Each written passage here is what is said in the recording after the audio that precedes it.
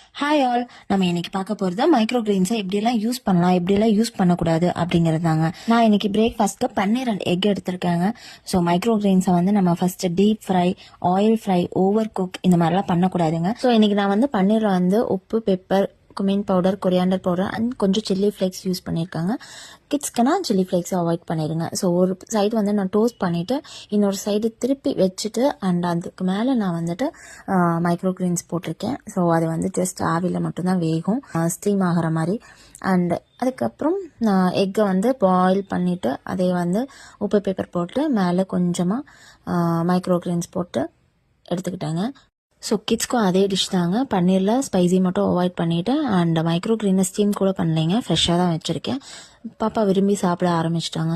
Because ஒரு நாள் விட்டு ஒரு நாள் மைக்ரோ கிரீனில் ஏதோ ஒரு டிஷ்ஷில் மிக்ஸ் பண்ணி கொடுக்கறனால அவங்களுக்கு அந்த டேஸ்ட் பிடிச்சிருச்சு. மைக்ரோ கிரீனில் இருக்க ஸ்பெஷல் என்னென்னா, நீங்கள் என்ன சீட் போடுறீங்களோ அந்த ஃப்ளேவர் அப்படியே இருக்குங்க. ஸ்பைஸியாக, க்ரன்ச்சியாக, இந்த குள்ளெல்லாம் சாப்பிட்டீங்கன்னா அது ஒரு மாதிரி கசப்பா அந்த மாதிரி இருக்குங்க.